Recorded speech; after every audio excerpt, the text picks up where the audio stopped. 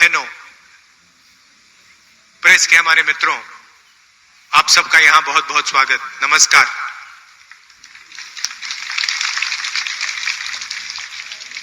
ये प्रेस वाले आपके सामने खड़े हो गए, मगर हमारी बात नहीं बोलते ये लोग, है ना? कहना पड़ता है कि हमारे मित्र हैं, मगर सचमुच में हमारे नहीं है, मोदी जी के मित्र हैं, अदानी अंबानी के मित्र हैं। क्योंकि जो जनता की बातें होती है तो लिखते नहीं है, दिखाते नहीं है। आपने कभी देखा है टीवी पे किसान की बात होए, मजदूर की बात होते हुए टीवी पे देखा आपने कभी?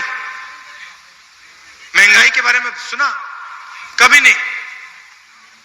मगर अदानी अंबानी जी की शादी दिखाएंगे, डांस गाना होगा वहां पे, 10-15 करोड़ की घड़ी होगी, वो सब दिखाएंगे। मगर इनका काम सरकार पर दबाव डालने का होता है।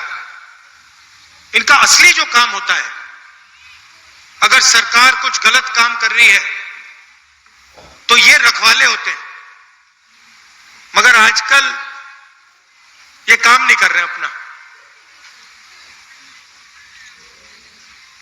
तो सबसे पहले मैं आपका स्वागत करना चाहता हूं। आप यहां आए, हमारी बात सुनने आए, दिल से आपका धन्यवाद करना चाहता हूं। 1857 की जो क्रांति थी, उसमें राणा बेनी माधव जी का जो रोल था और बीरा पासी जी का जो रोल था, उसको आज हम याद करते हैं। उनकी मूर्ति का उद्घाटन किया। और अभी मैं कह रहा था, जिन्होंने मूर्ति बनाई कहां है? लखनऊ से आए हैं। मैंने कहा कि बहुत सुंदर मूर्ति आपने बनाई है, तो आपका भी हम रायबरेली आपका धन्यवाद करता है।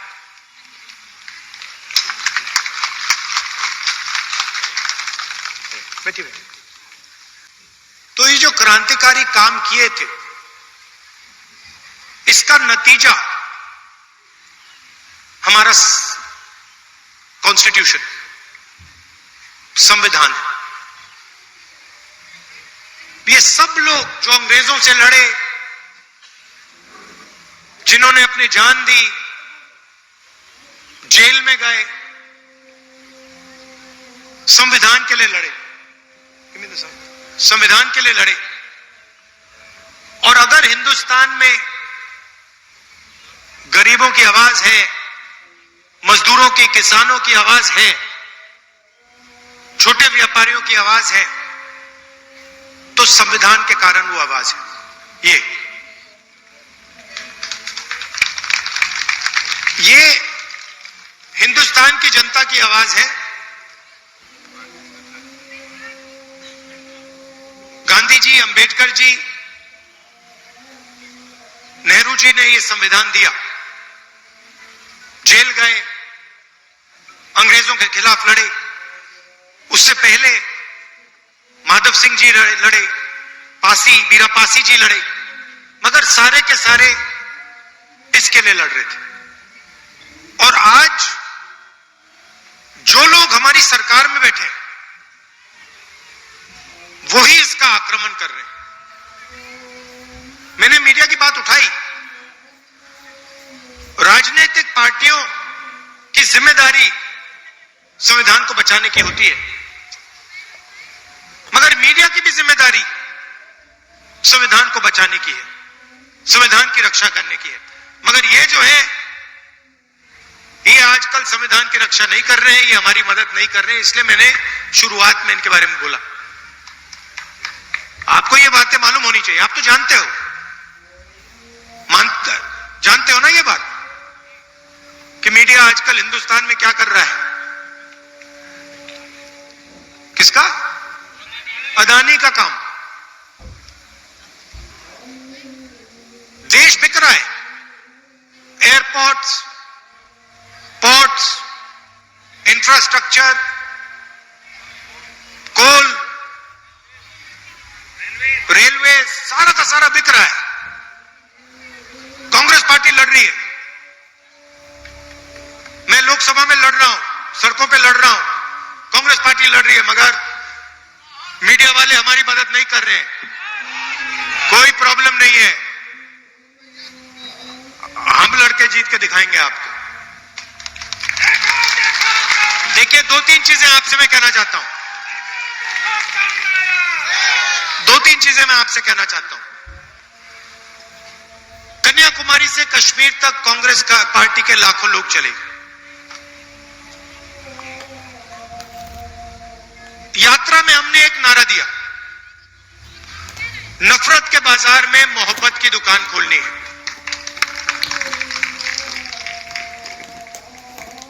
बटा हुआ देश,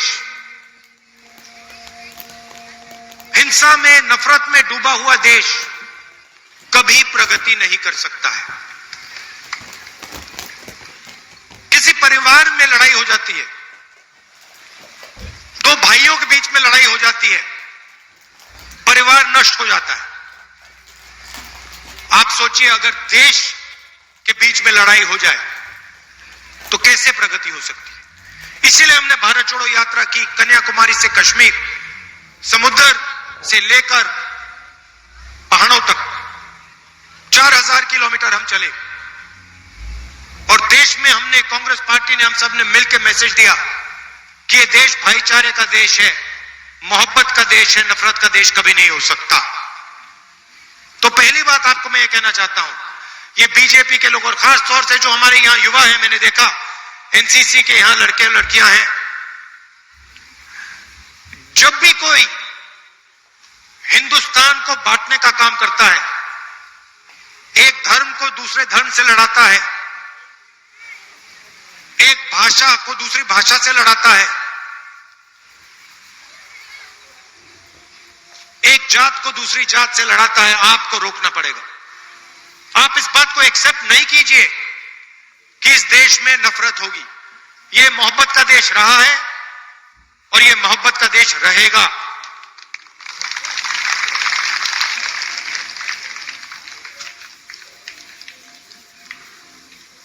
दूसरी बात, देश के सामने दो सबसे बड़े मुद्दे हैं। सबसे बड़ा मुद्दा, उनसे पूछा, देखिए आप लोग सब पढ़ाई कर रहे हो, आप डिग्री ले रहे हो, ठीक है, आपको डिग्री मिल गई, हाथ उठा के मुझे दिखाओ, आप में से कितने लोग सोचते हो कि आपको डिग्री के बाद रोजगार मिलेगा। 100 बच्चे थे, आपको मालूम है कितने युवाओं ने हाथ उठाया? एक ने। 100 में से एक लड़के ने हाथ उठाया, बाकी ने हाथ नहीं उठाया। 100 में से सिर्फ एक युवा सोचता है कि उसको रोजगार मिलेगा। और जब मैंने उससे पूछा